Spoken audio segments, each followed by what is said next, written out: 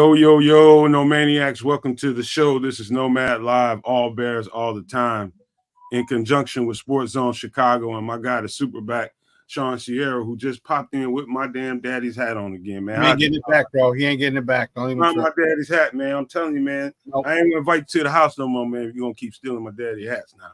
No, I only stole it once. I'm gonna steal it again. It's here. It's where it belongs, where it needs to be. Yeah, welcome to the show, you guys. I see everybody in there. Let me give some quick shout outs. I don't know where the Canuck is right now. I'm sure he'll pop up sooner or later. Aunt Moss, I see Cornelius. How about this, man? You guys check in. Let me see where you guys are checking in from, man. What state, what city? If you're out the country, let me know where you coming in from, man. We'll give you a shout out. Cornelius Squalls, Jay Grizz, Plank, Michael Averhart. Let me see. Those are the guys I see. FFG style. What's up, man? Welcome to the show, fellas. We're gonna get ready to talk about some football, man. Talk about some football because we got the first day of OTA happened yesterday. OTAs, mandatory OTAs for veterans. And, this is the first time Caleb has had a chance to get around, all of the offensive line and all of the receivers and get a chance to see what it looks like in live action. And so, you heard a bunch of, he went 15 for 17. That was good. You heard that he threw a pick. You also heard there was a lot of miscues, bunch of cadence problems and things that you would expect to be happening this early in a mandatory OTAs.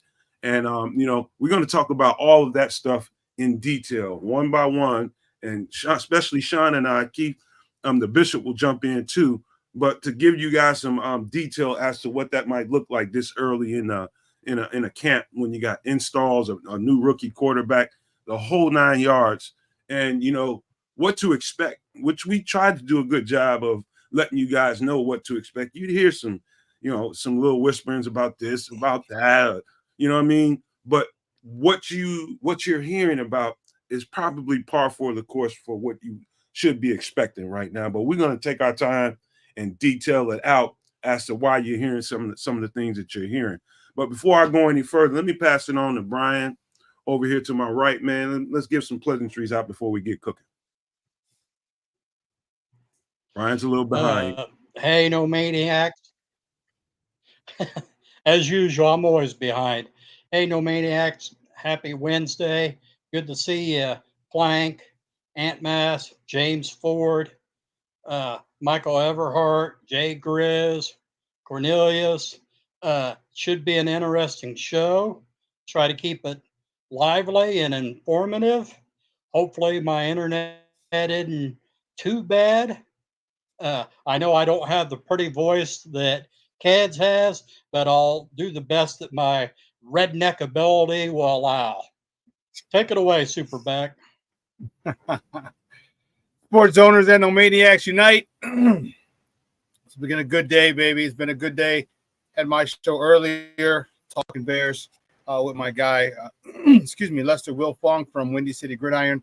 And I'm ready to continue with some more Bears talk. There's a lot of things going on, a lot of storylines, a lot of different angles to look at it from. And it was good. Everybody was there. Not everyone participated, but everybody was there. And I'm excited to get to talk about it and what to expect and keep this enthusiasm for our Bears going into the 2024 season at a fever pitch. Bishop? What's going on, everybody? How y'all doing? Today is Wisdom Wednesday, for whatever that means. No, I'm just joking. We're gonna chop it up today. We're gonna share with you guys, some different information as far as what OTAs is all about. But more importantly, I want to just say hello to everybody out there in the chat and everybody that's listening to it who's not participating in the chat. I got to do real quickly, give my quick pleasantries to my favorite people out there, my number one girl, Sharita, a.k.a. Rita, my sister, Felicia, what's going on? My boy out there in Florida, and my niece, my boy Stu and Sophie, and more importantly, my boy V-Dub, Van Washington, out there in the D on that truck. Be safe, my brother. But more importantly, chopping it up with my guys here on the panel. And we know, as I got to do, Chicago, Chi-Town, stand up, West Side, South Side, what it be? Oh, isn't today Hip Hop Wednesday? No. I'm sorry. House Music Wednesday. Did they kick it off? Would they lie today, or is it raining? What's going on, Sean? Is it raining out there? You muted, brother. I don't know about downtown if it's raining or not, but if it's not, then it would have been downtown at Daily Plaza. They would have been setting it off today at Daily Plaza. So like I said, I'm Southwest, and so I don't know what the situation is downtown. Like I said, if it's not raining, they jacking it up, they housing it up. Okay. Yeah. All right. Well, I'm gonna pass it on to Nomad. Nomad, let's kick it off, brother. So thank you, fellas. Let me answer a couple questions. Ant, who just asked that? Ant Moss, Taylor. I've seen a video. I think Lester Wilfong or somebody might have posted it. And he has a nice punt, like nice looking kicks out there. Other than that, I haven't heard anything on Trent Taylor. Right? Not Trent Taylor, but I forget the guy's name, man. But no, I haven't heard anything. Tory Taylor. Tory Taylor. I haven't heard anything specific. And my guy, the Canuck, just popped up. Pop in when you want to. What up, Canuck? But another question was someone asked. I can't remember who actually said it, but someone asked that is Hard Knocks filming yet? I don't think so. I don't think they will actually be there until the official start of training camp. So this is just mandatory OTAs for the veterans, and I don't think they even start filming until it'll be about August about 5th or 6th. Yeah, it's supposed to be August 5th or August 6th, I believe, is the start of filming. Okay, so good. No, I don't know if that's the start of filming. I think that's the first day of airing. Yeah. So it airs August 6th. So I wouldn't be surprised if they are filming right now. So after this week, it'll be about a 3-week period before the guys come back into the building. So I assume in about 3.5 weeks, that's when the filming will start. And then what Keith said is probably going to start being exactly what it's going to be. You start getting an episode or two coming out about the 5th or the 6th. I think it's the 6th. I think that's the date. 6th. But yeah. Okay. So that's probably how that plays out. Yeah, but go ahead, Canuck, man. You just popped in, man. You want to give out some pleasantries? Sure. You already talking about Tory Taylor's big leg? Is that what I'm jumping into? Yo, I hear he's booming it out there, making all sorts of all sorts of hang time, leaving it on the field. I got nothing wrong with that. I'm hearing all kinds of other things too, but I'm sure we will get into all of those. Just give some love to the homies out there in the hood. Good old King Booker World's with us. Plank, #1, No Maniac. Plank's in the building. Say hi to She Plank for me. Squeegee's out there. Ant Moss, Jay Grizz, FFG Style, Cornelius Squalls, Squarely, #2, No Maniac. How you doing, Cornelius? Birdman, 24K, Birdman. First time I'm seeing you. How are you doing? Michael Everhart, Marlon Johnson. Who else we got out there? Anyone I missed? I think that rounds out just about everyone, I think, right now while folks start to filter into the show. Good to have you. Good to see you. And good old FFG Style. A little bit of love for FFG. How you doing, FFG? Oh, and Victor Tangent, just to get a little bit of love right on time. Anyhow, man, I won't hog up too much time with pleasantries. Let's get this thing rolling and keep it rolling. Superback, how are things, man? Everything good? Yeah, things are good. Canuck, things are good, Papa. They're good, man. I can't complain. I cannot complain. Slept in today. I didn't go to work out.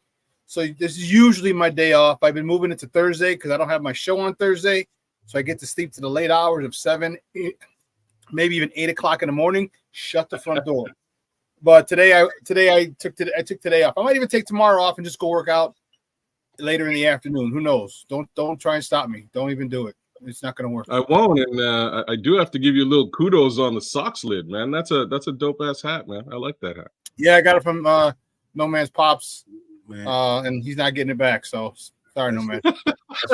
From now on, you knock at the door, and when you come in, man, you don't go in the refrigerator, man. You sit your ass on the couch and wait. Fine, I'll bring my own stuff then. Fine. Hey, so FFG style wants to know: does anyone know when official training camp starts officially? I don't have that date, but we can find that out for you. I'll find it out for you, FFG. I thought it was the 6th. I thought it was No. No, it's usually the last week of July. Hard Knock starts to film and give us episodes right about the 6th. It's usually the Okay. last week of it's usually the last week of July, around the 26th or so of July. I'm looking up the dates now. I haven't found anything just yet. Yeah, we'll find out. We'll and when you get it, just type it in the chat for me. Just Definitely so will. here know it's FFG style who want to know.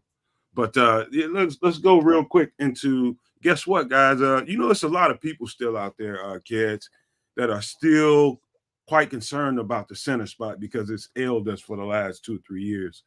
And people want to know is Ryan Bates the guy who has absolutely been taking first snaps with the per reports with the first team. Heard that yesterday. I feel good about the center spot, but for those who are not feeling quite satisfied with what Ryan Poles has done at the center spot and what's out there, I think the free agent market just got just a little bit richer. I'm gonna show you guys as I share my screen what just happened. Give me 1 second. Sharing my screen. Boom. Uh-oh. Chargers just released. Can you guys see that? Yeah, Pro Chargers Bowl just center and released 3-year team captain Corey Corey Linsley. Linsley.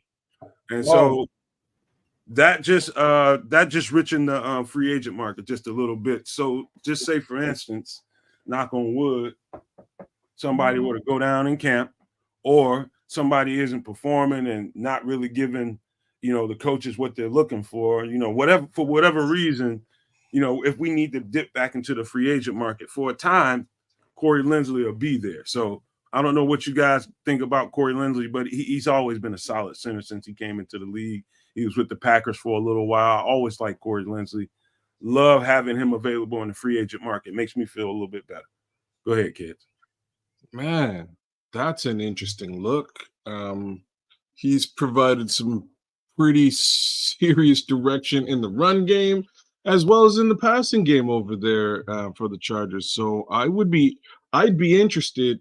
I will just sort of note something as per what you were saying about Ryan Bates. They're actually splitting. They're splitting snaps. At least what Flus was saying a couple of days back. Last week he was saying that they're going to start either one just to make sure that they that the quarterback has snaps with them and they have a relationship being built between both Bates and the other young gentleman there. Yeah.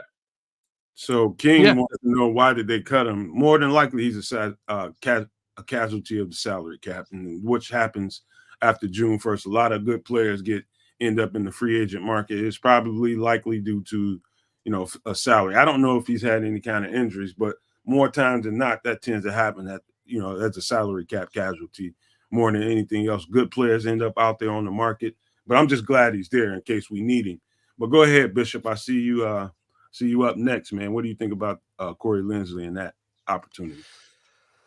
Interesting cut, to say the least. I will say, somebody that's looking for a center, whether it may be us or whoever, I don't think he's going to be out there too long. I really don't. He'll be picked up very soon because, whoever's right now, everybody's starting their OTAs and everything, want to get their offenses implemented. They're going to definitely want to get that center in the building as quickly as possible. So I don't see him being out there too long, but I'm surprised at the cut myself. But more than likely it's a salary cap hit, and it is what it is. He may end up going back, just maybe on a cheaper deal. Who knows? We'll see. Sean? Go ahead. Sean there. He's muted. It's just a salary cap casualty. That's all it is. So you're right. He may end up going back. Or, you know what, if there's a team that really wants him and is willing to pay a salary somewhat close to what he was making, he'll go there. So with the Bears here, I don't. I got Smitty saying that Linsley's retiring. Anybody heard anything like that? I was just going to say, I was waiting for Sean to finish. I think he retired. Didn't hear that. So I'm looking at Spot Track right now, and Spot Track basically is saying that as of June 5th, as of today, he retired as a Charger. So I'm not sure if this was actually a casualty. And now looking at 5. So Oh, it's interesting if he's cut, what the financial ramifications are if he's cut or if he just retires from there. Because if you retire, well, no, during the regular season you get an exemption, you get another spot or something like that. But interesting as to if they cut him and then he retired, or did he tell him, hey, I want to retire a Charger and cut me? Interesting. I'm not sure how this is. yeah, I don't I know. have no clue, but I will say that he's 32. He's been in the league for 10 years. Maybe he feels it's that time for him, Yeah, man. I mean, it could be a lot of things going on. I've seen guys like this retire just to get away from a team. You know what I mean? Just to get away, doesn't see an opportunity to start under contract and retire and then come back. But who knows, man? He could be 32 years old. He could be in that enough and just tired of preparing for the work, because that, we talk about this on a few times on the show, man. Just the work it takes to get on the field, not even thinking about playing the game and practice, just to get to that point. It's a lot of damn work, and it's constant. 24 hours a day, not 24 hours a day, but pretty much 365 days a year. You got to constantly be working out. And so keeping your body together, you get tired of it. You know what I mean? You love the game, you love the competition, but the work that comes with it takes a lot of sacrifice. So if that's true that Corey Linsley is retiring, man, hey, salute to Corey Linsley. If you are retiring and retired for good, salute to you, and enjoy your post-football life, man, and enjoy it to the fullest, man. Use your money, invest it well, man, and good luck to him. But moving on, man. So we came here today, man, because it's all today. Today's show is all about the process, kids. It's all about the process. And what we were talking about before you jumped in was, what to expect. And we talked about that on a show or two beforehand. What to expect, when Caleb Williams comes into mandatory OTAs. What to expect when he gets around his entire offensive line for the first time. What to expect being under center for pretty much the first time in his life on a regular basis, and what it would take for him to get acquiesced to the situation. And it's going to be more lumps than good stories for the most part while he's getting acquainted with the whole situation. And so let's start off with this, man. I'm turning my notes right now. And so what you heard yesterday, outside of Caleb going 15 for 17, which is great. I heard that and I was happy about that. But it was the offensive line being jumped off sides probably a half a dozen times, during the calls, and the cadence is being a problem. So we'll just start with the offsides and him, Keds, being in there with his starting offensive line for the first time, what to expect that way. So, like, I can just hear Sean now. Like, at the end of the day, it's you want all this stuff to happen now. You want all of these mistakes to happen now. You want all of the, the false starts to happen now. He has to as far as cadence is concerned, he's going to have to make sure that these guys on the line are right there with him for that cadence so that they can take advantage of it. So these false starts happening today, please get them all out of your system. Make sure that the whole offensive line, as well as yourself, are one singing the same song. You know what I mean? Singing one tune together, and you're going to start to be able to pull those other teams offside, right? That's how this is going to work. And this actually just sort of it permeates all the way through everything he's going to have to do.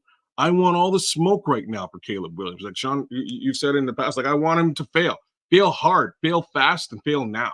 Because once that failure is once he's through failing, he's going to gain learnings and understandings that weren't possible before, right? He's going to understand things like, okay, well, this is a tight window situation, and it always will be in the NFL. Whereas in where I come from, a wide receiver may be running wide open in a situation like that, and I can hit a wide open wide receiver all day long. But this is not going to be a wide open situation in the NFL. It's going to be tight windows. So now I can practice getting the ball into those tight windows in these actual situations. I'm all for all that. I hope we continue to hear failure. Like it's weird for me to say it. It sounds weird, but I hope to hear it all the way through training camp because that means the kid is learning. And something Cole Kmet said about him is that he is like a crazy competitor. He's competitive about things that have absolutely no merit or bearing, and I like that about him. And if you're going to be in a situation that is tough to get over, a hump that is tough to get over, and there is a fair amount of failing, he's going to hate the failing, and he's going to work that much harder to pass. Sean, I'll throw it down to you. Sean, before you go, the word is, and the through line and everything that I heard from the coaches, or from Flus, from Cole Kmet and Keenan Allen, sound to me like it's about getting the verbiage in his helmet, right? Getting the verbiage in his helmet, reciting it to his huddle, his teammates in the huddle, and the pithiness of getting to the line of scrimmage and getting that cadence right. And that's what seems to be, and again, that's what you would expect right about now. That seemed to be the hiccup yesterday. You think about it, this is just pushed up all of this situation, because had he not been exposed to the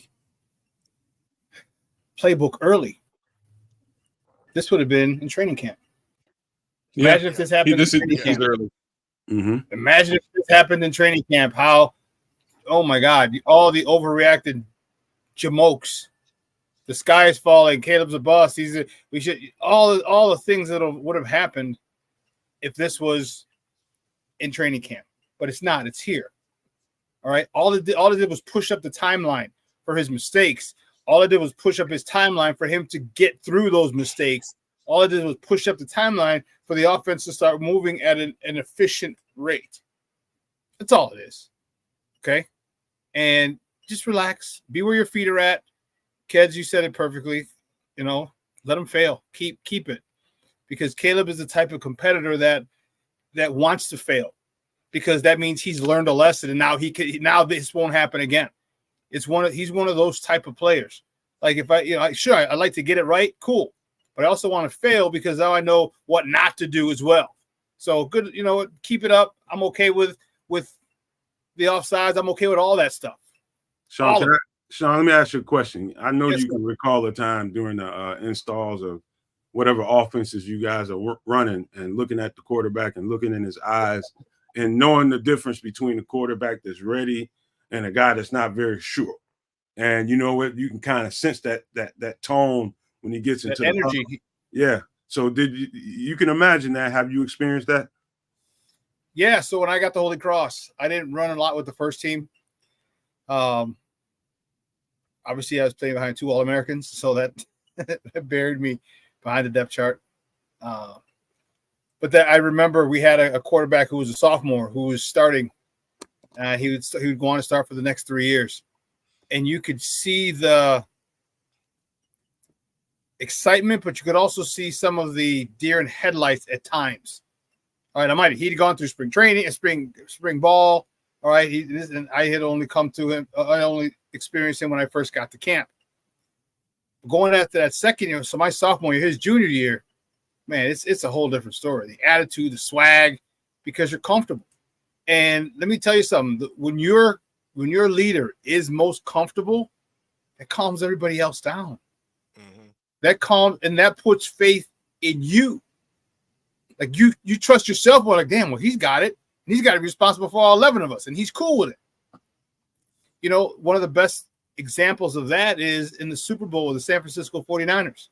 They're in the end zone about to make that crazy drive, and Joe Montana looks up, and I don't know if it was Barton or who it was, but Joe Montana's like, oh, man, look, there's John Candy in the stands watching us. And they're like, we got to go on a drive to win the Super Bowl, and you're noticing John Candy. Also said, like, man, he's so calm in this moment. It put all of us at a peaceful situation where we're not frazzled, we're not nervous, we're not anxious. If my leader is like that, I can be like that. So yeah, I've been there, I've seen that, and you've seen a quarterback who comes in and don't know and tries to call a play like this and does it's like, dude, relax, take it easy. You know, I've been in a couple, you know, sometimes. So it's definitely a different feel, definitely a different energy when a quarterback is more comfortable and confident. And I think he's confident somewhat, all right. But toward the end of once the end of training camp gets here, toward the end of training camp, I think he'll have a much better grasp and then obviously next season in 2025, this won't even be an issue. So Bishop, it's about him trying to find, like Cole Kmet said, trying to find his voice and trying to find that confidence of what he's hearing, being able to spit it out, get to the line, and get there in a timely manner so that you're not pressed against the clock. And knowing where people are and all that kind of stuff, but we'll get to that second part of it. But just getting that first part down, getting information in that headset, giving it to his teammates in the huddle, and getting to the line of scrimmage. We'll just stay right there in that space right there, doing it in a timely manner. It sounded like there was a hiccup there yesterday, which is what you would expect. Well, you know, it's called Welcome to the NFL. Bottom line, it's called Welcome to the NFL. I mean, this is not this ain't USC. In this offense, at this level, there's a lot more responsibility placed upon the quarterback.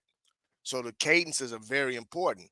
But to Sean saying with regard to, thank God is right now. His introduction to the offense earlier on puts him ahead of the curve, along with the fact that he is an intelligent guy. So more importantly, he's competitive and he wants to do well. And even more so because he's going up against a very good, if not one of the top 10 defenses.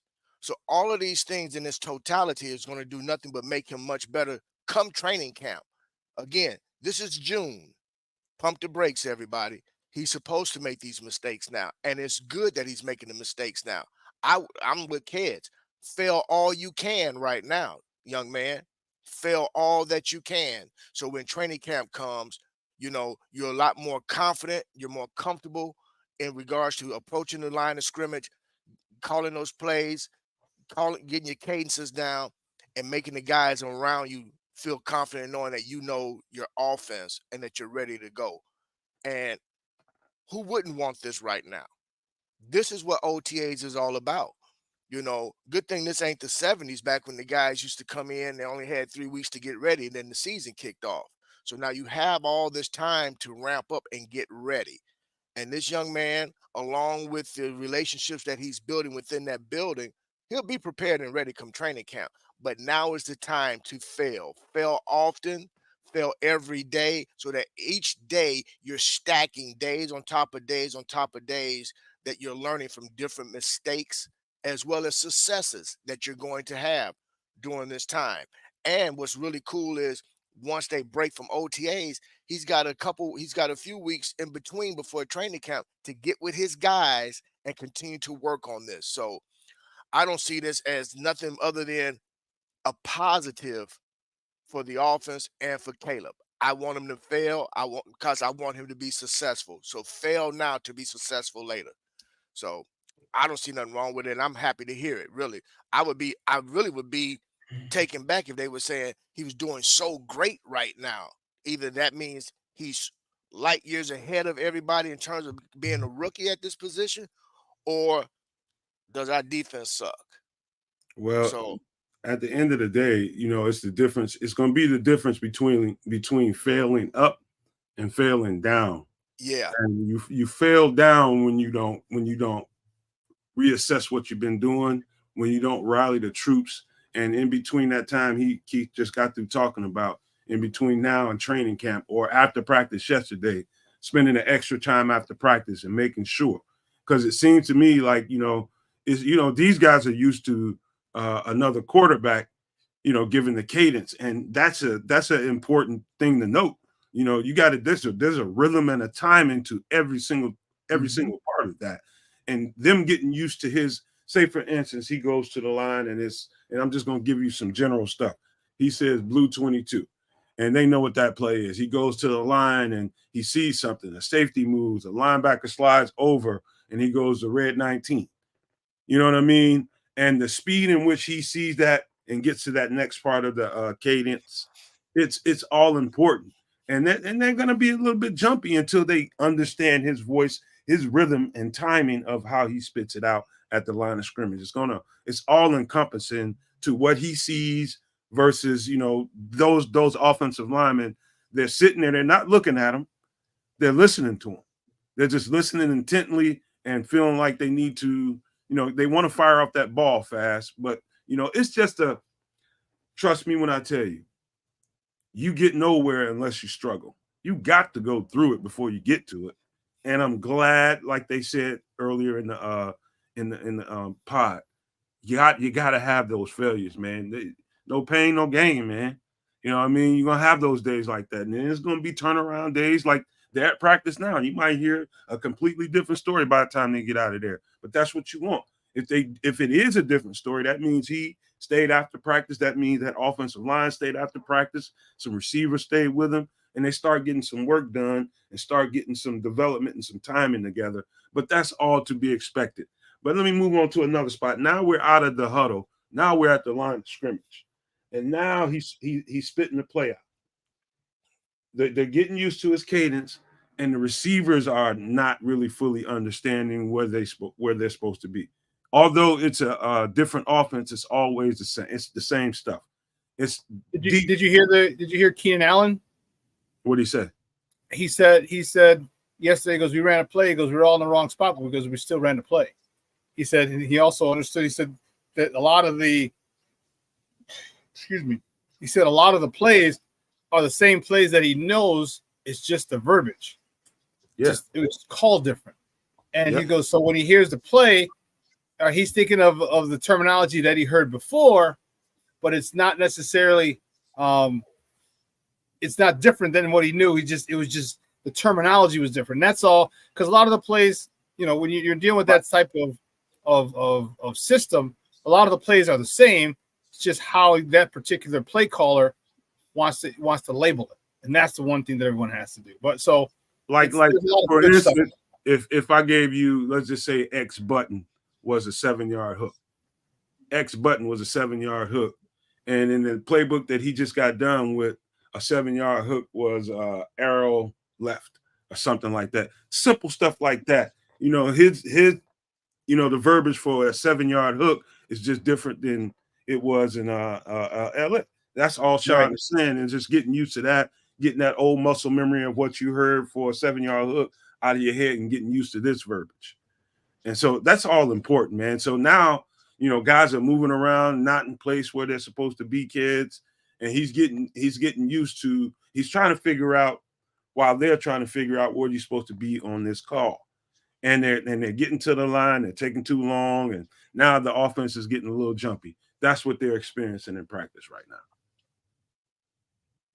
Go ahead, kid. Like I say, it's kind of bound to happen. Keenan, I'm glad you kind of brought the Keenan piece up, Sean, because Keenan was like, you know what, I don't like this defense. These guys are annoying. And what he meant by annoying was like they're real good and they're chippy. So like I'm just trying to figure things out. They're talking a lot of trash. I'm just trying to figure things out right now. And you know, there they go. They're high-fiving on the sidelines. They're running. They're doing Spider-Man. That's what's happening to Keenan.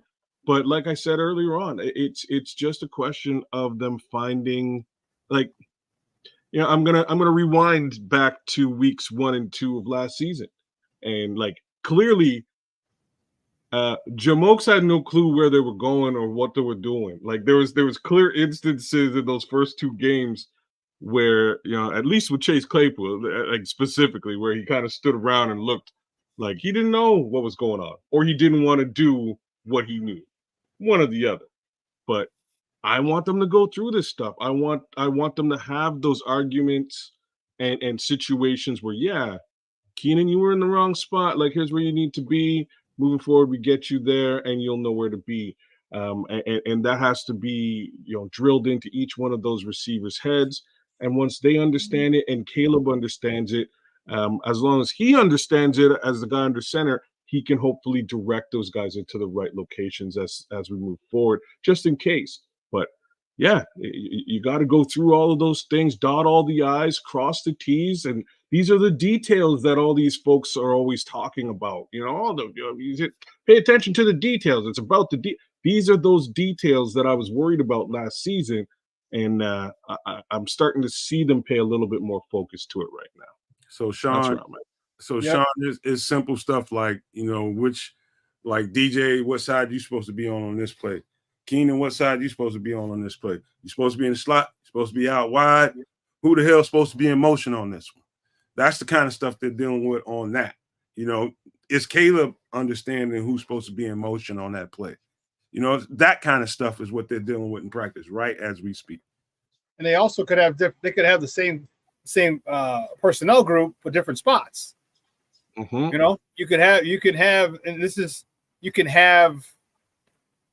Let's start left to right. All right. So you have DJ in the slot is Keenan Allen, and Rome Odunze is on the outside, the other side. But you know what? You see a matchup, you're like, you know what? Keenan, I want you on the outside. DJ, you're in the slot. Right. Okay. Wait, which one did you want? Did you want, package 1A, 1B, or we want Rome because Rome, he got them young legs and he's 6'3", 6'4". Okay, we want to put him on this corner or who we have here. So you might have the same play, but I need you guys in different spots. So you play the X, you play the Z, you play the. So that you're gonna have to come up with a name for that particular thing, or just say, hey, you call the thing and say, hey, DJ, I need you in a slot. So now he knows, whenever you call that whenever the slot is triggered or whatever in the play call, he knows that's his route.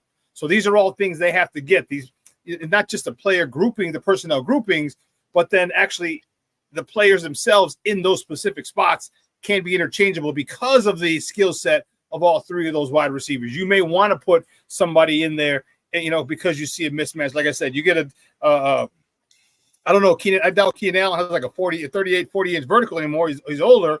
So maybe you want the Rome Odunze kid, youth and explosion in there against that one to exploit their third or fourth or fifth best cornerback on the team. It all happens. So these are all things that you have to work out now and say, hey, and start getting used to it, because you're going to have different timing. There's going to be a different set of timing, and it's just a lot right now, and it's okay. It's okay. We're still 3 months away. It's okay. It's okay. Sean, real quick before you move on, Sean, let me tell you. And in this offense, man, if you study what Shane Waldron likes to do, he loves to use the motion guy to trigger something on the defense and get a pre-snap look at what they're trying to do to you. He'll use that, whoever that guy is in motion, use that guy to trigger something. Give that quarterback a last second look at what these guys have called. And so just trying to figure that out, who's supposed to be that guy in motion. You know what I mean? Reports are that was a little bit of a struggle too. So it's all I jumped over Keith. Let me pass it over to Keith, man. But I had to get that in there because Sean triggered that thought. Well, I'm glad you actually brought that up, Nomad, because it kind of leads into what I wanted to throw in, which is what it really comes down to, which I know that they're also working on, is helping Caleb identify what the defense is showing and what they're doing. So by knowing exactly what the defense is showing you, then you know exactly who to put in motion, who to stack where, who to place where, whether you're going to have them field or boundary side to take advantage of whatever the defense is showing you. So all of that all of that plays a key factor. But the real key that you just kind of alluded to without really pinpointing, Nomad, is the fact that identifying what the defense is giving you. Because what he's seeing now, this ain't nothing he saw when he was at USC. So what he is seeing now, he's got to be able to make adjustments right away and put guys in the right position.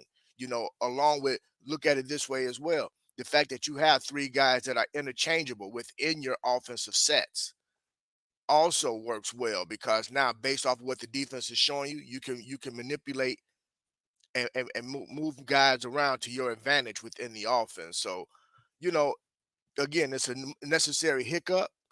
It's good that it's happening, because again, this helps speeds up the learning process for Caleb along with everybody else in this offense, because this is a new offense for everybody, in regards to terminology. Many of them have played in this offense, but the terminology and everything is different for everyone. So once everybody gets familiar with what's going on and where they're supposed to be, and this is also the reason why after OTAs, it's going to be important for these guys to continue on and work out with one another leading up to training camp. So it's a part of the process. And I'm glad that it's June and it's happening now. Go ahead, Nomad. My bad. Yeah, man. So that part of it is I just don't think people realize how much time that takes to really get symmetry with all that. And it's your average fan sees and hears this kind of stuff like, how hard can it be? Well, it's hard.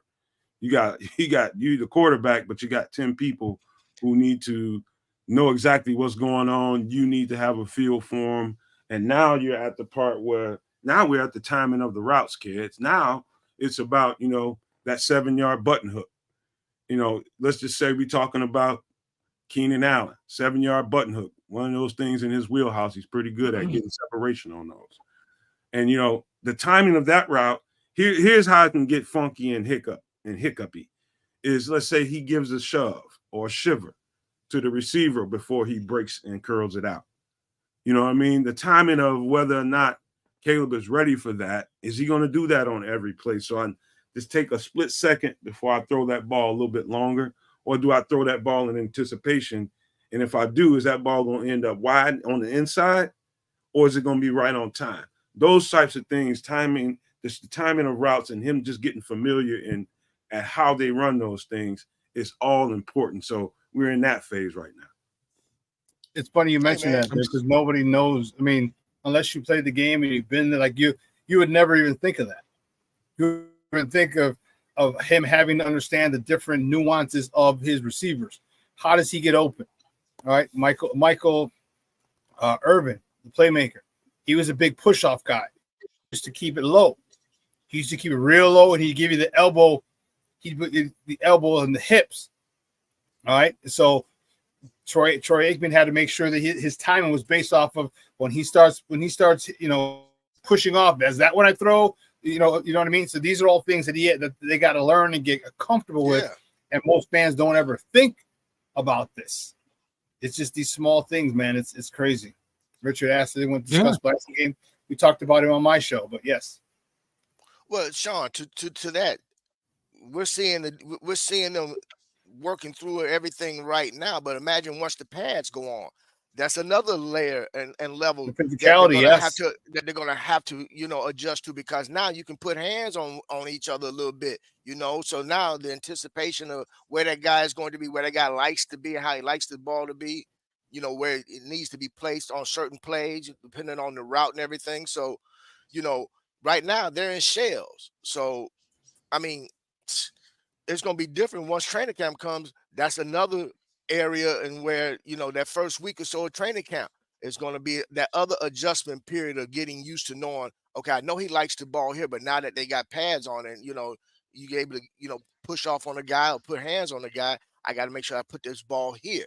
So it's a learning phase, man. But again, it's June and this ain't Madden.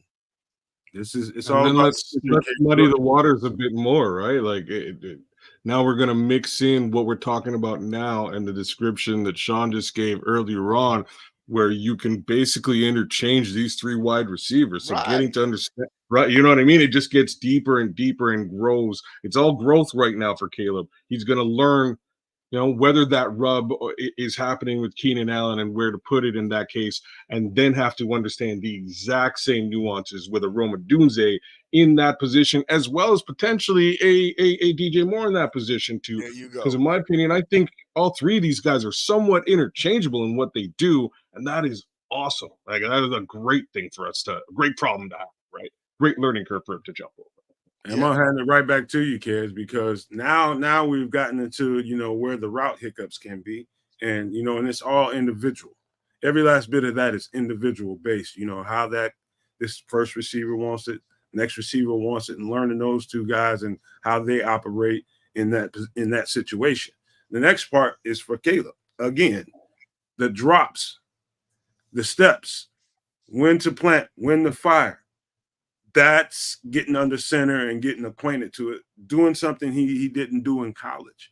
It's getting acquainted with that, you know. And while you're dropping, you're reading and you're progressing at the same time, and being confident when you plant that foot. Don't hesitate, fire that ball. Yeah. He's got a learning curve there, and you know, nobody said that was going to be easy. We told you that before we even drafted him as a prospect. You know, if we ended up with Caleb Williams, that was going to be a hiccup. It's not like the end of the world. Like, he can't learn it. He will learn it. It's about how fast he gets around that curve. And so the drops, because me and Sean tell you guys all the time, this is a timing-based offense. And so the drops have to marry up with the timing of the route. So all the stuff we just talked about previously, you marrying up the drop steps and plant and fire with that. And so I'm gonna pass it to you, kids. That's a work in progress too. I'm gonna give him a little bit of extra leeway here. That's gonna be a work in progress for the next couple of seasons. But to back up, like, the words that are coming out of House Hall right now is they like where he's at with his foot mechanics and where he, you know, and his placement in that respect. What's really interesting is just that, again, like during this part of training, you know, the trenches, you know, the guys in the trenches aren't really doing anything. They don't have any pads. They may be sort of going through the motions here, but it kind of gives him the ability to start to grow in that capacity now, before these guys are really breathing down and applying pressure. So hopefully he can more or less master, you know, his drops early. If he can get the, you know, there's certain things he needs to get a little bit early before they start into dealing with, you know, these trench monsters coming at him too. So we got a couple weeks before that happens, right? Uh-oh. We lost the super back. Super back down. Super back down. Go ahead. Let's stay in that space right there. You know, What do you think, brother? Bishop, him getting his drops down and get married up with the timing of the receivers and their routes, and that hurdle. Look, man, footwork is key in this offense, man. Footwork is key, and it's not going to be something that he's going to master in this off season. It's going to be it's a progression.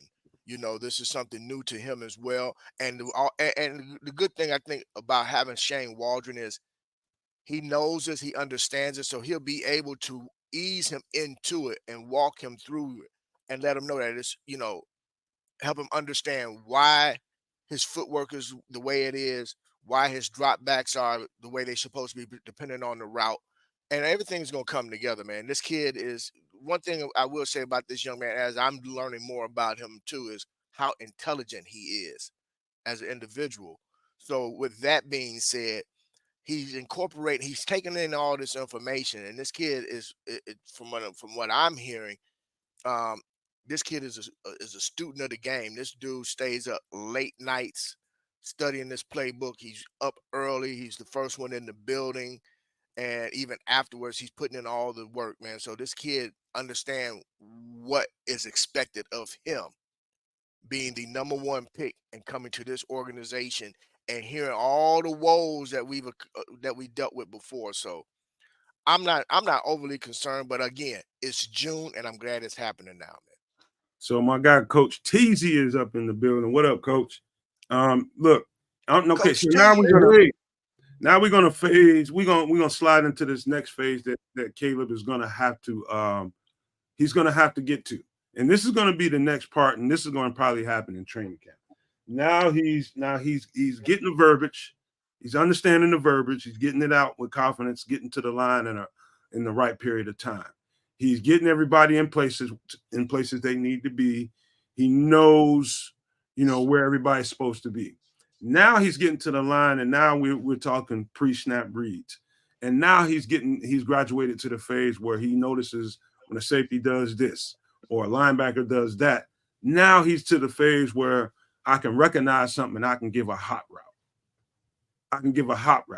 And now we're at the phase of recognizing equally the receivers knowing the hot routes and what the call is. So say, for instance, it's a hot route on and Cole is the target. and he's supposed to do a seam, right? I'm just giving you an example. The hot route is on. It's the primary target is he sees something for Cole Kmet. It's supposed to be a seam. Question is, does Cole Kmet see it as a seam, or does he see it as an in route, or that kind of thing? Now we're at that phase when the hot route is called. Do they recognize they need to be able to non-verbally see the same thing and understand equally? All right, this is what the call is. This is what I'm running. Now we're at that phase, kids. I'm gonna pass it on to you. You know what? I'm gonna let the super back tackle this one. You good to go, super back?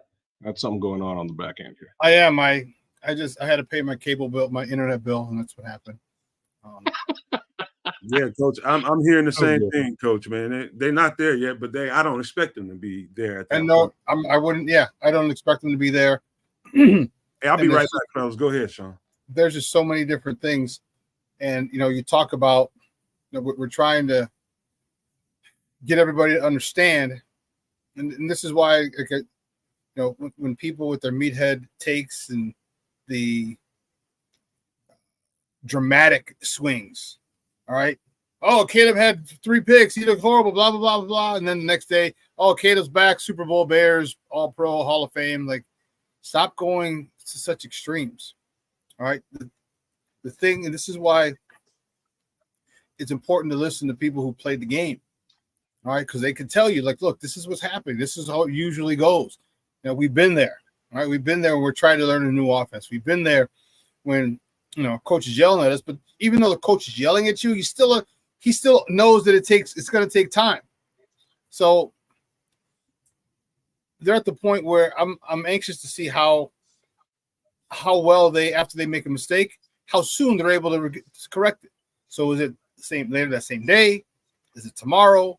Is it next week? Caleb had a lot to do, and he talked about once you understand your formation and what you're doing, then the next thing is pre-snap read. Like, okay, what are they showing?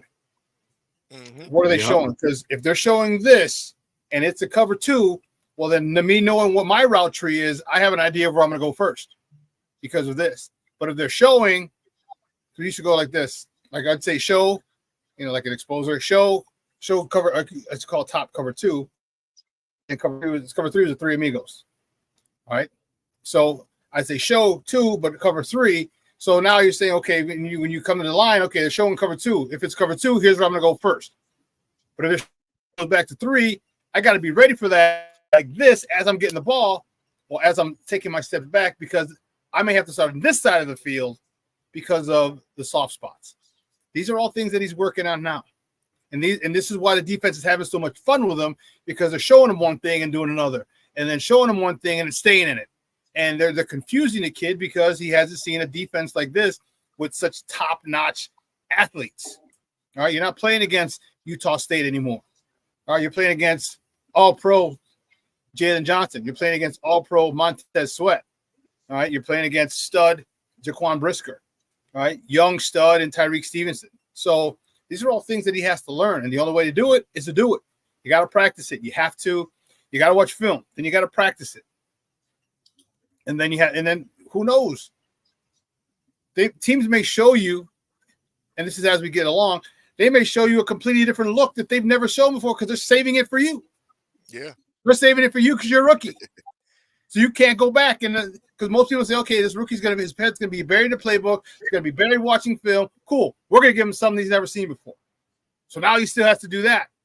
And that's where Coach Eberflus and comes in and say, hey, listen, here's what we could do if I was a defensive coordinator. Remember, Coach Eberflus likes to go back and forth.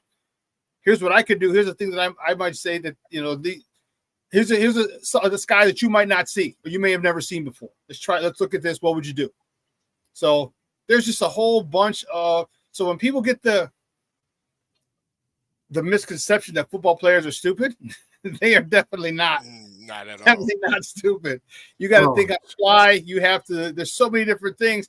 And at this level, it is so intricate. And literally every inch matters. That's what she said. All right, but you have to understand. Pause. You have to understand where the routes are going, where where, sometimes, and make sure maybe you have to, instead of leading a receiver, maybe you want to throw a back shoulder so you can avoid a big hit for him, because you don't want your guy getting destroyed by a safety coming downhill. So he has to fade back, and the safety doesn't get a good shot at him.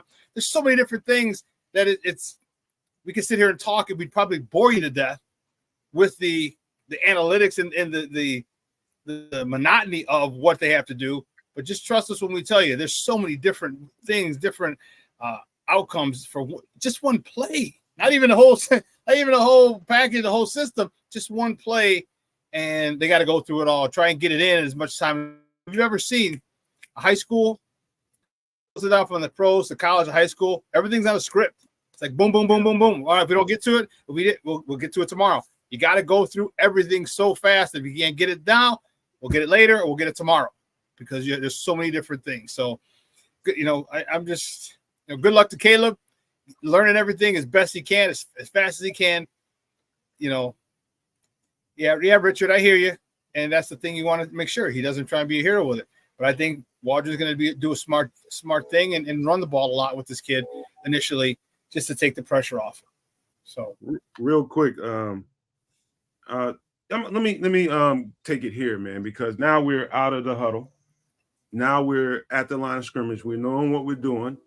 We know what the motion is for. The motion guy. We know who's in motion and why he's in motion. Now the offensive line is really feeling the cadence. They get his rhythm. They get his voice. Now everybody understands everything. He's got the timing of the routes. This is we're all getting to this point. We're growing the offense, and we're growing where we need to be at to this point. Now we're at the line. We know how they're going to run routes. Now we're at the final phase of that installation, and that's being confident in knowing how fast NFL windows close. They're going to open, and then they're going to close. Big difference between college and NFL.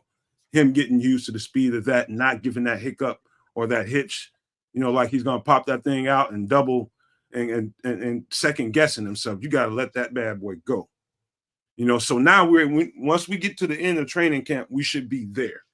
And so I'll pass it on to kids. That's the progression of installing with the new quarterback, from the huddle all the way to the line, verbiage, getting used to the route calls and the speed of the routes, and getting used to the receivers doing it. Now it's getting the confidence to let that thing go and anticipate it before it gets there. Now we're at that phase. It's going to take some time to get there, kids. He's starting to do it already, or let me rephrase that. They're starting to test him with respect to that already. So they've been throwing a couple of blitzes at him. Apparently, he's been able to pick them up effectively, get the ball into Rome Odunze's hands very quickly, and Rome was able to take off and capture some yardage in that scenario.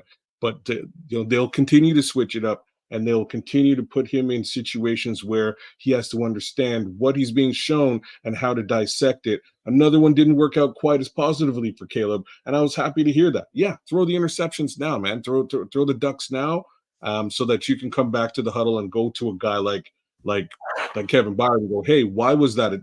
Why did that wind up in your hands? Why was that an interception in this scenario? You can have that conversation and actually learn from it. And that's the kind of kid that I actually expect him to be. He's very competitive. He does not want to lose, y'all. Very simply, and I appreciate that a lot. He has no patience for losing. So when he makes these mistakes, he's going to go out there and be like, hey, okay, I think I understand how that mistake came to be. Let me talk to the guys who see it from a different angle and really get an understanding of it so I can beat it moving forward. And to me, it's really just a question of how quickly, he can overcome some of these mistakes he's going to make. Hopefully that turnover is relatively fast. Real quickly before you go, Sean, let me we're about to get blessed here in a second, man. A real coach is about to come in here. Coach C, if you listen, I sent you the invite. You want to jump in, man? That's going to give us some extra expertise at what we're actually talking about when it comes to this offense, installing it, the verbiage and all that kind of stuff. I lean on Coach T when it comes to that. You guys know I'm a defensive thinking guy. I understand offense and how it's installed, what you're supposed to do, but a guy that actually coaches it and Sean does it too. it's going to be. I hope he jumps in here real quick, and we're going to get some extra content. But I would love to get Coach T's take on exactly what we're talking about right now. So, Coach, if you got that, look in your email. You should have that invite. But I interrupted Sean. We're talking about now. We're at the phase of he's getting everything all the way from huddle to the line of scrimmage, understanding routes, knowing who's in motion and why the motion is there. The line is used to him. Now we're getting used to we got to get used to letting that ball go when it's time. So that's where we at, Sean. Yeah, and that's where disguises come in. That's where he's got to figure out the disguises and figure out what route what coverage they're in. Because defenses, it's about reps now, ain't it? It's about reps. Yeah, it's reps, and you have to figure that out because there's times where, and this is where defensive coordinators say, okay, look at this guy. This guy likes to go here and back, all right, just to get to the move. Well, I still want to zone, so what I'm going to have you do, I'm going to take a chance here, but I'm going to have you go with him back and forth. So now they're thinking it's man. Quarterback's thinking it's man because I'm going back and forth. And if he snaps it and he goes all the way through, we're screwed.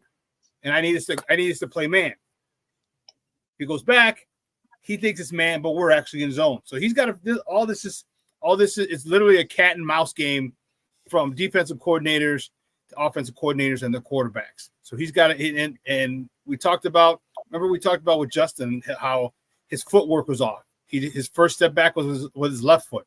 Should always be right foot. I have no idea why he did that. But you see his footwork is good. You've heard Coach Flus talk about Caleb Williams' footwork is looking good, getting better. Okay, this is all, and with this type of offense, okay, footwork is everything. Footwork is everything. For the ball to come out on time, okay, to you being able to put enough mustard on it. If you have to put a fastball in there, for you to be able to get a humpback line drive up over a linebacker, or you know what I mean? Your footwork is huge. It's literally everything. And so how can I put it? I personally, first of all, I just wish I was there because I would love to see, because I would look at it differently than other people, and I'll notice different things. Hopefully I can get there soon, and just watch. When once training camp gets there, I'll be there, either credentialed or just in the stands, and just watch, and I can give you a much better perception. Yeah, I can give you a much better report on what it is and where it is Caleb is at, where this offense is at. These are things, the footwork that these guys got to do, that Caleb has to get, is vital to the ball coming out on time. The receivers got to make sure they're at a certain spot at a time. You heard DJ say, hey, he wants us here at a certain time. Well, cool. But now he got to make sure his that Caleb's footwork is where it's at so he can get the ball where it needs to be. So there's I'm not sure. Go ahead, Nomad. No, it's on key. You know what, Sean, to what you had said about disguises, and that's another thing that's going to be key for Caleb is one, and it's good to have a defensive head coach in a way, because a guy that knows defenses and know what certain tendencies are and how to disguise certain things. But what's going to really be necessary for him, and this is going to be something that he's going to learn over time. It's not going to happen this first season. He's not going to know everything this first season, but know what defensive coordinators you're going up against and what their tendencies and what they like to do, how they like to disguise their defenses, how they like to roll guys in and out. You may have a safety come down, or you may disguise a guy using a linebacker, different ways of doing different disguises. He's going to have to be able to identify that. More importantly, his receivers, along with his own lineman, can help him out through this as well, because they'll recognize certain things and can do different signals, whether it be with hand gestures or whatever the things is that he can recognize and notice, that's going to help him along the way. But again, it's good that it's happening now. I'm going to keep repeating this until the first snap regular season. It's June now. It's good that it's happened, so this way he can get on top of things. Again, the fact that this kid does not like to lose means a lot, means that he's going to do everything he can to study, to get better, to ask questions, not be, and this is the key thing, and what most people don't understand. Most people who are considered great, they're great because they're not afraid to fail. They're not afraid to make mistakes. all too often, the average individual is so afraid of making a mistake and trying to be super careful is the reason why they miss certain things. But when you're not afraid to make mistakes, that's when greatness comes from that. Because as long as you're not afraid to make a mistake and and you can feel comfortable asking the question why certain things happen, why this occurred, this kid can only get better, man. And the fact that he's going up against this defense each and every single day, if he can beat this defense 90% of the time, imagine what he's going to do to the defense that he does see and face during the season. So real quickly, I'm okay with it. real quickly, hey coach, just give me a thumbs up down there when you feel like you're good to go. We're about to get blessed by my guy, Coach T, man. He's gonna come in and give us some insight on this offense and where Caleb is, man. I've been waiting to get Coach back on the show, man. And give me a thumbs up when you feel good. I ain't gonna put you up until you do it. But yeah, I've been waiting. All right, he's ready. We're gonna get him in here right now. What up, Coach, man? What's going on, man? Teach us some things, man. What we looking at here, man? I tried to take him through the process of the install, muted, Coach. Getting them to the line of scrimmage and all that. I'm gonna just hand it over to you, man. Let you teach them up, man. Coach, make sure you know I got you, Coach. I got you. I'm getting the itch, man. It's been a break for a while, staying away from doing Bears stuff for a minute, but getting the itch, man. A lot of the topics. Hold on, Coach, man. Everybody shout out Coach T, man. Jumped in the show with us just to give us some extra content and give us some more insight for what we talking about. Appreciate him, man. Show Coach T some love, man. That's what's up, man. And Chicago Bears 360. Nomad, the whole crew, man. Yeah, getting the itch again, man, to start back up, to ramp back up and talk Bears football. I thought there was some interesting topics worth, we're at a point worth, where we get to a point where it's I think it's for me, when you start getting to the nerd stuff, the X's and O's and install conversations and where we are, the process and where we should be. I thought it's interesting today because I go out today to start to kind of respond to the pressures that's out there, right? And the conversations, the topics that's coming back from the players. And I sent Nomad, I don't know if you got the video. I sent you the clip of the Cole Kmet clip, right? Yeah, that was a good one. But Cole's actually describing where Caleb is with the cadence, with all the other stuff, right? And I think last week or earlier in the week, I said, listen, man, I'm not a Caleb hater, but what we try to do, on these channels on, Nomad Live, Chicago Bears 360, on Sports Zone Chicago, all the platforms that we collaborate with is help the fans manage expectations, right? So Sean was speaking to that earlier. I heard it, right? When you've been there before, you've done it in some shape, form, or fashion, you know what to expect. Manage expectations. So I posted earlier and I said, listen, man, y'all need to calm down, bro. This is just the beginning phases of offensive install, even though he might have had the playbook weeks ago and all this other stuff. But Cole's clip described it great. Cole said, coming out of that air raid offense where, most fans are going to breeze past what he said, where, you look to the sideline, these guys are coming off the system where they got a hand clap, no huddle, not under center, hand clap, you look to the sideline for a play and you run it. But he also said that the quarterback basically gets the same thing as the receivers do, right? That was an important small nugget that he mentioned in that as part of the air raid system is the quarterback's level of involvement in those systems. And the air raid offense is very limited in terminology and concepts and answers, right? It answers. So it's no huddle, hand clapping, look to the sideline, route concepts communicated, and then so on and so forth. It's not as intricate as, a pro style offense. So a lot of people got, already, panties in the bunch on Twitter X because I described this and I said, listen, it's much more.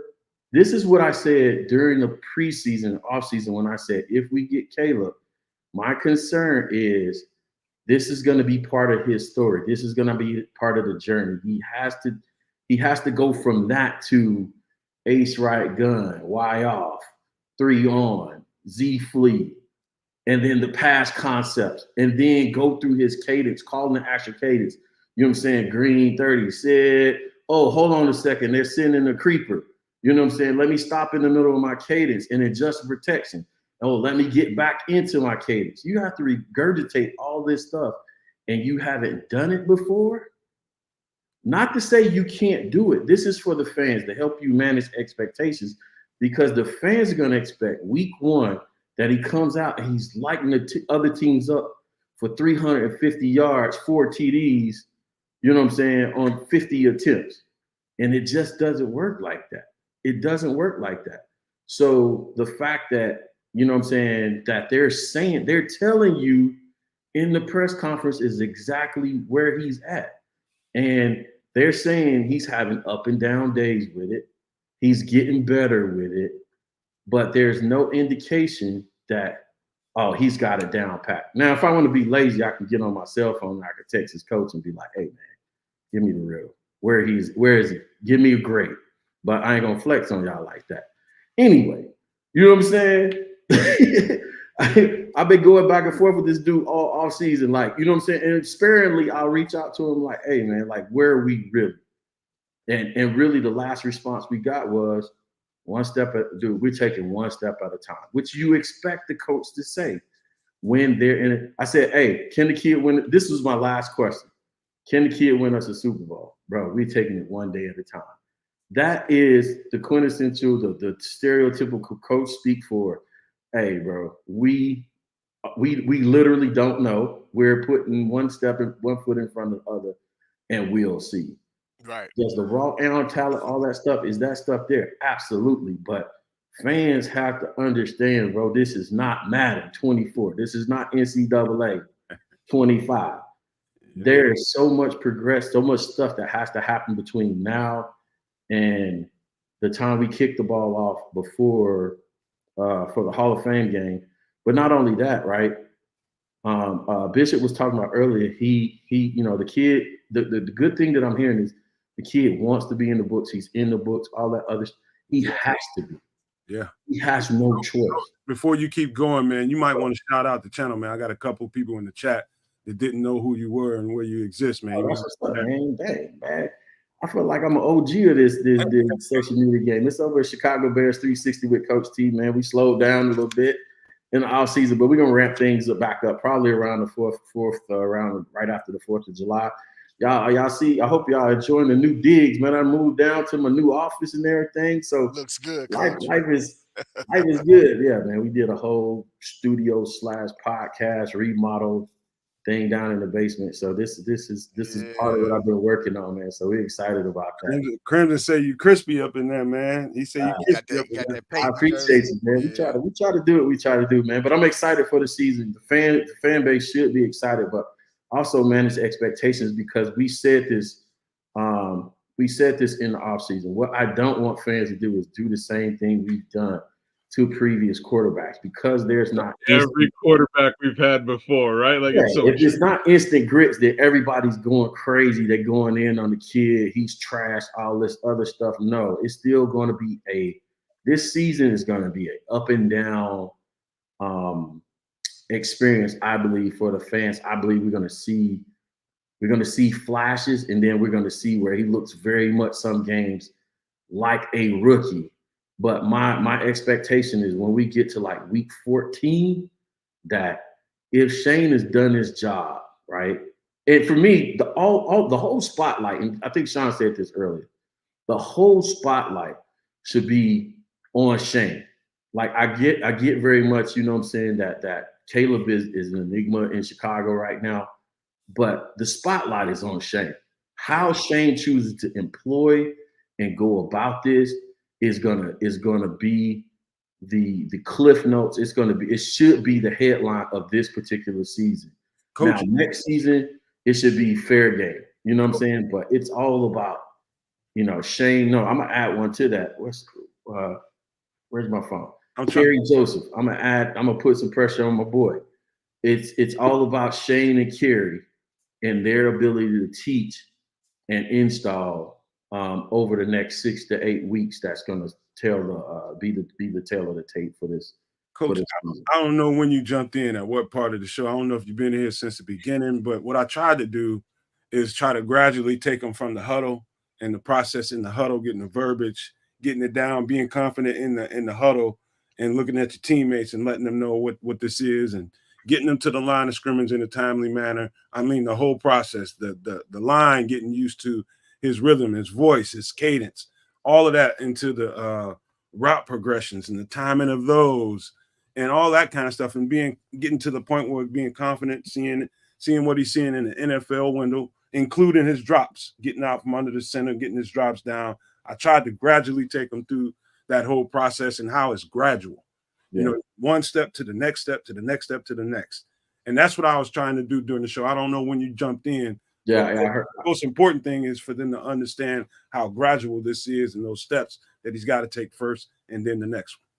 Yeah, I heard a great portion of that, and that was kind of what sparked me too, because we're all having, I think, whether it's on X, Twitter, we're having the same conversation in different spaces about, you know what I'm saying, what it takes to get from the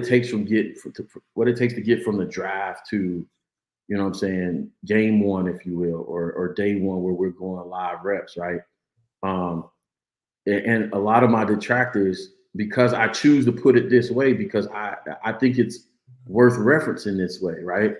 You may not like it that I put it this way, but this is just the truth to me. When it came to the part of the difference between gun, hand clap, look to the sideline, oh, I get a play, run the play, versus, you know what I'm saying, I got to start writing this down because I'm going off memory, but my favorite play to kind of recite, you know what I'm saying? Give your formation, ace, right, gun, right? Take your, do something with your tight end. Was your tight end on or off? You know what I'm saying? Adjust your back in the formation. Is your back on or off? Is he to the strength or to the weakness of the formation, right? Are you sending motion, right? Are you doing flee motion, fly motion in my offense? Fly is full motion across the formation, flee is short motion.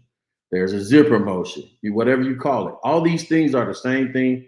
They're called different things. Then after you do all that, I didn't even say anything about the protection. Some offenses start the play call with the protection, 50, 60, 70. So they'll go 50, ace, right, gun, Y off, 3 on, flee. And then now you get into your pass concepts, whether you're going right to left, like right to left, left to right, high to low, right? So you might go concept. Are you going concept, right? Concept is, I may say something like a Florida concept, which if you look at the word Florida, what they try to do with concepts is combine words that mean routes together, right? So you'll have a flag and an out, Florida. Get it? Florida, flag and out, Florida. So you might go ace, right, gun, Y off, 3 on, receive, flee, Florida, right? That's your first 2 routes onto the strength to the first progression. That's your first 2, right? Your flag and you're out. Good cover 3 beater, by the way. Your flag and you're out, mesh, sail, and then you may have a basic rule in for a backside route. Right, a backside route on this concept, we're going to run a dagger, or we're going to run a post. All that stuff, bro. And it's not, I'm saying it like this, but it's not going like that. Coach, you know somebody's gonna need a stiff ass drink after listening to all this. You man. But this is when it gets exciting for me, because to me, football has started when we can talk about this stuff right here. When we can talk about this, to me, football has started. That's when it was getting going. So we can get to some film, we can get to some all that stuff. I'm just saying, guys, be patient with the kid and listen to what they're saying. They're telling you the truth. But I don't know if fans are not wanting to hear, but they're telling the truth. Flus is saying, yeah, he's here. He's good here. He's not so good there. You know what I'm saying? Same thing with Komet. Other players are saying, you pay attention. You know what I'm saying? And you'll know when he's there, you'll know. The defense is probably going to speak up the quickest. The only challenge I have, the only problem I have with what I heard is this, and I'm going to let y'all talk, is it's great that the defense is challenging them, but I would wonder if I'm in the press room, Sean, I'm asking the question, okay, what, my boy Herb has taught me, he's schooling me on the art of asking questions, preparing me for the press room one day, right? So he one of his techniques is how do you balance the need to challenge your rookie quarterback with your star defense and make sure you're getting the systems and the concepts installed, right? So for me as a former offensive coordinator, it's great to have my quarterback and my offense go against the ones. That's great. But initially, when I'm installing, I just want to make sure they get the concept down. I'm wanting him to go against the 2s and 3s. You know what I'm saying? Let's ramp it up. So I may initially install it, you know what I'm saying, the first time I run it is versus air, but then I'm going against the 2s and the 3s, and then I'll progress it to the 1. Hold on. I'm based off what I'm hearing, I'm wondering, is he getting beat down the whole practice by the 1s? Like, are they not getting anything off? Because there's a fine line between practice and actually like getting something out of it, right? If the defense is winning everything, and say for instance, nothing is working for him versus the 1s, how does he know what it looks like when it works? That's why I wanted to jump in, Coach, because me being that defensive mind versus your offensive mind, I know how this works. It's going to be times when the defensive coordinator steps in and says back off, just for the sake of letting him see Caleb, letting him see the full maturation of that play. Yeah. Install process, you got to have them back off a little bit because they understand the concepts. They're 3 years in. This is not a new concept to them. The calls are a little bit different. The verbiage is a little bit different, but the concepts are the same for the core part of it. And so there is a time, I know with my experience, we had to back the hell up off of them just to see the full maturation of the play. It's good for him and the look team to just know when to be jumping routes. You can't do that from day to day. He'll never learn a damn thing. Or just give me base, right? Give me base. Don't show me nothing extra. Just show me a base, man. Show me base too high, 2-man, cover 3, whatever. Right now for this period, you know what I'm saying? One thing was cool last year, and this is around the time where you start missing it, man. When you start missing the sidelines, you start missing the smell, the locker room. I know that's weird, but you start missing all of that, right? And the cool thing was when we were at whether it was at the Senior Bowl, was talking Nicholas Morano from CHGO through the practice, right? Through the script, right? So Sean, some of you guys have played ball, Nomad, you familiar with that? Like, you remember familiar when you go into certain periods in practice and the coach has a script in his hand, right? And the whole offense have their script and they're like, hey, we're on play 1. We're running play 1. And they want to see play 1 versus a certain look, right? So that whole script can't be loaded with the defensive coordinator showing them, you know what I'm saying, smoke, strong side smoke, this, that, and the other, right? That script has to show, all right, yeah, we want to show Caleb this particular concept versus cover 3, so he'll be able to recognize where the window's open and all that other stuff. It can't be, to Nomad's point, it can't be a straight, we going into practice and beating the kid down. And you know what I'm saying, shitting on them every practice, right? So yeah, it's that process I had to learn that, man. We was doing just like this defense is doing to Caleb at the first parts of install, just jacking him up, jamming up everything he did to the point where the old coordinator had to go over there and talk to the head coach. The head coach had to go talk to the D coordinator, and he had to get on us like, hey, y'all take it easy, man. After the ball is in the air, don't be jumping, and you know what the call is, man. Don't be showing out here. We know you can jump. There you go. And just so the fans to know too, because this came up a few years ago. This is why somebody was like, well, I think we had a DB come off the bench and just go crazy in the game one time, right? And everybody's like, oh, you know what I'm saying? The coaches suck. I think it might have been through during the Nagy era, right? The DB came off and he must have had a great game or whatever. And it was like, see, this coaching staff doesn't know how to recognize talent. This dude has been buried on the depth chart this whole time. This is why. Nomad just explained to you guys why and how a player could be on the depth chart, and we never really see where a kid is because there's a limited number of reps. And guess what? Sometimes, especially when it's the offensive period, you don't want that DB out there. You know what I'm saying? You're not. It's not the time to be. You know what I'm saying? Scout team superstar right now. You know what I'm saying? We're trying to get a look. You know what I'm saying? You're not trying to make the Pro Bowl during scout team. You always got that one kid. Y'all know what I'm talking about. You always got that one guy that's go. He's all world at 7-on-7. Like, you gotta tell him, calm your ass down, man. We're trying to get the playoff, man. Let him have exactly. Sit your coach, get him. But hey, man, coach, man, look, I'm gonna pass it around to everybody, man. Let everybody. I wish you would have came in at the beginning of the show, man. Why don't you, if you can, man, why don't you fall through Friday as we give some we're gonna respond to basically the practice today, on Friday. I don't know. We might have to do another one on Thursday. I don't know. We'll see. But we'll respond to it. I don't know. Do they have 3 OTAs, 3 mandatory OTA practices, or it's just 3 or 4? I don't know what they have. Anybody know? It's 4 days. 4 days. Okay, so we definitely, yeah. I'm sorry, real fast. Nick Fack said he said he looked up Coach T. It's Chicago Bears 360 with Coach T. Yeah, man. Check him out, man. 360, man. Coach T is the guy. He Bellissimo when it comes to like offensive breakdown. And when I don't watch podcasts to just be entertained, I watch podcasts, especially a football podcast, Bears related, to learn something. And I don't know everything in the world. And on offense, I'm pretty good with that and the terminology and how it operates. But when I watch Coach T or I watch Bellissimo break down, and I've said this many times, I tend to learn something. I'm gonna pick up something. And so when I watch podcasts, I want to get informed, man. It ain't about entertainment for me.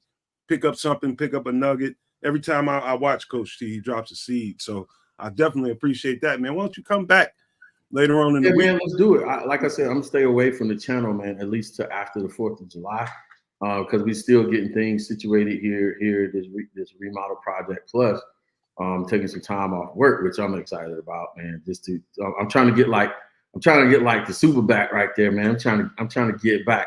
You know what I'm saying? I'm trying to get back in shape. So I'm taking some time off, man, to get this body right after a few health scares, man. And y'all know how that conversation goes. We're not playing with that, by the way. Y'all out here, man, take care of yourselves, bro. Pay attention to any signs of whatever. Pay attention. Don't ignore anything, man. I might have dodged the bullet about a month ago. So just gonna put that out there, man. But I appreciate the support. Definitely a comeback, man. Hey, man, dude, I remember when you told me, I was just like, instantly when you told us behind the scenes what the deal was, my damn heart sunk. I mean, I was just like, man, that's got to be kind of scary. The specifics about what you said, that had to be terrifying, man. Yeah, man. It's sometimes you're stubborn, man, and sometimes we don't we don't pay attention to things, man. We don't like going to the doctor, man. But you hit a certain age, you better go in. You better get stuff checked out. It's not push through things anymore. It's like, hey, if the alarm go off, go see it, man. But I appreciate y'all, man. Man, definitely got just good vibes to you, man. Man, take care of yourself. But before we get out of here, let me pass it on to Canuck, man. We're just gonna go around the horn right quick before we get out of here. Give out some quick pleasantries and bounce. Well, thank you, Coach T, for jumping in. Like Nomad said, every time you're on, it's a bit of a learning experience. You get deep into the nuances of offense, and it's awesome. Like we try to provide a fair amount of understanding, by way of football, and you guys like yourself and Bellissimo really take it to a bit of a different level, and it's always a pleasure to have you on the show. So one more time out there, No Maniacs, big up the man, Coach T, and check him out at Chicago Bears 360 with Coach T. Check out my guy, the Superback, on Sports Zone Chicago, and keep on following us here at the Nomad Network. Myself, Keds, my guy, the Bishop, and Nomad. and just give a little bit of love to y'all out there. Jigsaw, what it do? Dr. Earl is with us. Dr. Earl, how are you, sir? Richard Long, MC or McFact, depending on how you take it. The Nodge is with us today. Just B, how are you, sir? Who else I got out there? Oh, my guy, Jan Hammer. See, I did it this time, Jan. I did it this time. Who else we got? King Booker World, just because King Booker World is the man. Jigsaw, enough respect to you and the $2 super sticker purchase. We appreciate any support for the channel. There goes my guy Mike Davidson. We'll just throw Mike right up there one time. Another great show. Big ups to Coach T. Thanks for the $10 super chat. It's always appreciated. What it do? It's Crimson, my guy Crimson, AC Adam, Thomas Gage, man. Oh, Evie Bear Down Davis, Dobbsy 34. Man, there's so many of you out there. It's always great to just give you guys a little bit of love. Damon Dice is with us today. And no love for Don Burr as per normal. We'll just leave that out there as my standard daily disclaimer. Lunatic. Hey, like, share, subscribe, and Dante Purify, like, share, subscribe. I know you're with us, Dante. Not so sure about Lunatic. By all means, connect and keep it locked to the Nomad Network. Coach T, any final thoughts, sir?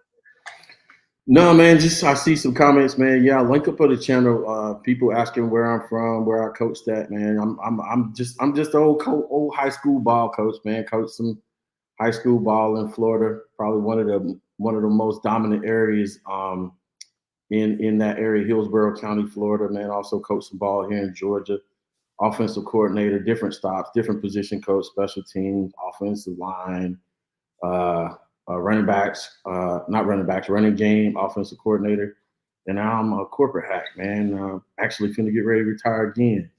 But yeah, you can check in, tap in, man. I have my man Sean over there. Got to get Bishop, got to get Nomad back the whole game. We all busy, but we got to mix it up this season, man, and continue to collaborate. Have some fun with it this year.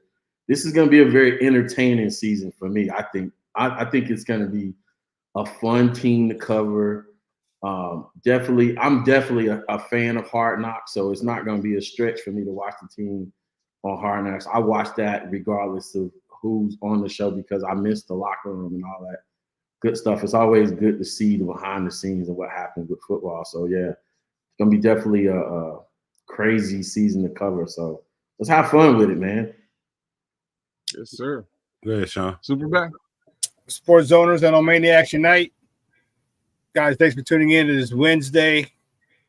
Some great Bears talk again today. I'm fired up. I will see you on Friday. Have a great rest of the week. Make sure you follow Sports Zone Chicago's YouTube channel. Download our Roku channel. So if you have download Sports Zone Chicago's Roku channel. If you have a Roku TV, download Sports Zone Chicago. Just type in, as soon as you hit to the Z, SPORTSZ, it'll come up. If not sooner, download it. You can watch us on the big screen. Bishop? Go ahead. No Maniacs and Sports Zoners, thank you again for hanging out with us a little past an hour, as you always do, and we definitely appreciate it. Man, today we was blessed with Coach T. Coach T, is great to be able to place an eye on you, my brother. Good to see you. Glad that you everything is coming well for you and everything. Man, that basement's looking real good there, brother. I like that jersey sitting there behind you. You know. Oh yeah, man. We got. I'm telling you, bro. I'm so excited about this. So we're gonna switch up the angles. Sometimes I'm gonna catch me sitting on the couch. We got a big stupid Walter Payton mural on the way, man. It's gonna be so crazy down here, man. I'm so excited about this, bro. I'm happy for you too, brother, because I remember when you first started talking about everything coming together, when you had mentioned a couple months back that you was getting ready to go through a transformation. But more importantly, brother, I want to say this to you. It's just good to be able to place an eye on you, brother, and see that you're doing well, man. Yeah, Take care of man. yourself. I appreciate that. Continue Appreciate on that everybody that recovery. reached out on the back end too, in the private chats, man. We're gonna link up, man. Definitely when I get to town, we gotta link up. Not taking nothing for granted no more, bro. Hey, brother, look, and let me know, because I'm down here in Texas, man. I might have to make that special trip, brother. So but hey, once again, for everybody, it is Wednesday. OTAs, and I'm gonna keep saying it until it happens. I'm ready for it to go and get going now. I want some football right now. Right now. But either way, Yesterday. I'm just gonna be patient, because I want this young man and this team to learn and grow, because I think this is gonna be a very special season. It's gonna be entertaining, like Coach T said, but I think it's gonna be special, because we're getting ready to see something that we've never seen before. As a Chicago Bear fan, and this goes back to something I said a few months ago. We got real coaching now, real coaching. We got some teachers in the building, man. Yes. And we're getting ready to see our team be thrust into the 21st century and really play some real football at a level that we should have been playing at for a long time. And now we're getting ready to see this, man. And this is going to be not only entertaining, but special. So run to Sam's Club, go to Costco, stock up now, get everything you need in the house, get everything set up and ready for when September comes. So this way you don't have to run out to the store and miss anything. You want to catch it from the beginning of the whistle to the end of the whistle, from 0 to 0, baby. So it's getting ready to be one. I'm gonna pass it on to Nomad, but everybody enjoy your Wednesday. It's hump day for those. For others, just enjoy the weather, man. It's sunny everywhere we look now, man. It's summertime, y'all. Enjoy it. Okay, Nomad, to you, brother. Well, thank everybody for coming, man. Appreciate you guys, and the show kept that chat bumping the whole entire time. And I don't know what it was that I said in particular, but I triggered my guy, man, my guy, Coach T. And because we always sow good seeds with each other, man, he was ready to jump in and lend his expertise to it. I appreciate and love that, brother, to my heart, man. Where's the meetup at this season, man? Have we circled games on the calendar? Where the game where we gonna get together? I don't know. We need to do that, man. We need to do that for sure, man. We need to start planning out some of this stuff while we got some time. We got about 3 weeks to a month to start really plotting and planning some stuff, man. We get together for sure, man, and get some stuff together. Put it together, man. But I definitely appreciate you for coming, man. I definitely am all ears when you're in here, man, and I should be. And Sean Sierra in the building, Bishop. I love y'all, bro. I appreciate y'all, brother, so much. Y'all man, it is it's reciprocated, bro. We appreciate you. But hey, everybody in the chat, man, love the energy. And if you have not, please stop and hit that like button on your way out. And if you're not, please become a subscriber to the channel, because all we're doing is building as Bears content creators. And we're trying to give you the best content we can give you. So help us build this community out, both over here, or 3 ways, both over here at the Nomad Network and Sports Zone Chicago, and over there with Coach T, man. Make sure you go in there and hit the subscribe for all of them. All you're going to do is help us build this community, help us give you better Bears content. I'm going to thank you in advance before you do it. So thank you guys to all the newcoming subscribers, man. Appreciate you guys. But let me tell you something. You sow good seeds, good flowers come, man. Before we get ready to get out of here, I got to leave you with these famous words. If you can think it and you can see it, you can damn sure manifest it. And we out of here right about now. Peace, y'all. Claws Bear up. down. Bear down.